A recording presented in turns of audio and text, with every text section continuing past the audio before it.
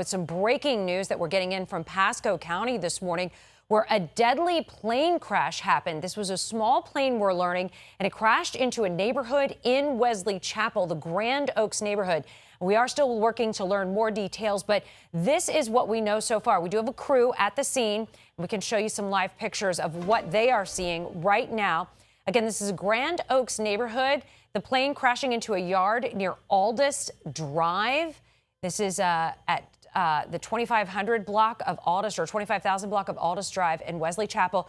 We think it happened a little before 9 o'clock this morning, and there was a fire after the plane crashed, and that fire was extinguished pretty quickly. Firefighters do confirm to us that there was some damage to the residence where this happened as well. Again, we have a crew there, and this is a live look. We do know that one person was fatally injured. There was a fatality associated with this. We don't know who that was at this point. We are working to get confirmation on that.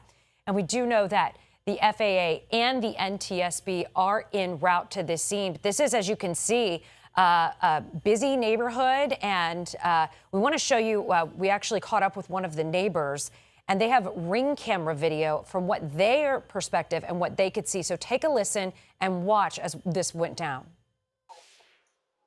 Oh my God. All right, that is the neighbor. Her name is Christina Galbiati, and she saw this happen, and you can see the smoke there. See, now it took a minute because that, line right there from the ring camera is actually blocking the view, but you can see the wide plume of smoke coming up from that ring camera video. Now, we were able to talk, our producer, Lauren Miranda, was able to get Christina Galbiati on the phone and was able to do a Zoom interview with her about what she saw. Let's take a listen as to how she describes what happened. My kids were in the backyard jumping on the trampoline, and so they saw a plane come down closer than they've ever seen before. And I was in the front yard. I was drinking my morning coffee, and I saw a plane come. And I thought to myself, wow, it's really close. It looked like it was flying fine. The propellers were going. There was no smoke. I didn't see any problems. But then all of a sudden, I saw it turn and go straight down. And heard a little bit of, a rumble, and then I saw smoke. So I knew what had happened. My kids were in the back screaming. I was very taken aback. Very tragic, but I just really would like the people to know that this pilot very clearly on purpose went straight down, because I saw that he was completely level, flying low but fine, and then I saw him turn and go down. And it's amazing that he landed right in between those two houses, such a small space. When he made that turn, it was within a second, maybe a second and a half. I mean, it was quick thinking on his part to take it to a nosedive, which was clearly, I could see it clear. It was a white plane. It had green stripes. I think there was some number 4s on it because it had like the numbers. I looked like a plane, you wouldn't think anything of it until all of a sudden it went down. And then I saw the smoke, and then I smelled the fuel. That's when I go to my ring camera and I push the button to wake up my husband so that hopefully he can come run over there and, potentially help.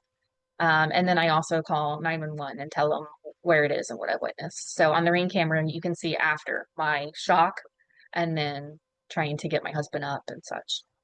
There is that aviation academy that's nearby. Do you often see like planes flying around in that area? Yeah, I see planes all the time. And they even have like a little coffee house. It's a really nice place to do like Sunday brunch, and they'll let you go up and stuff. We see planes all the time. I mean, 5 to 10 a day, maybe on a nice, healthy summer day.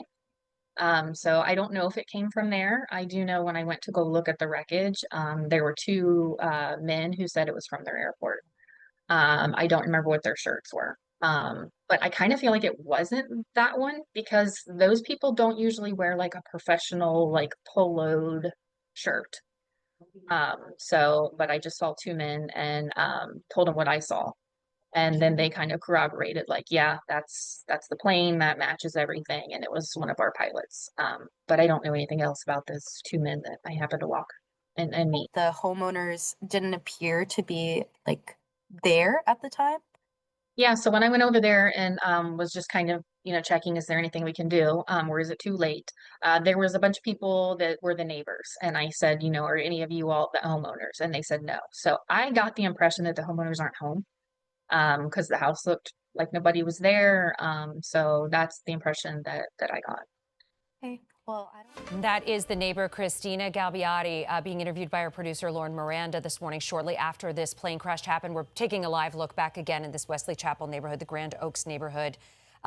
We do know the NTSB is taking over this investigation, and we did just hear back with them in the last few minutes. They tell us that it is a Cessna 401B airplane that crashed. Preliminary information is that they crashed into a residential yard. So it was in the yard of the home. They do not know the circumstances as to why it crashed. They have an investigator headed to the scene. Once they're there, then the investigator begins to process everything, documenting the scene, examining the aircraft that crashed, and then that will be recovered, what is left of that aircraft, and taken to a secure facility for evaluation.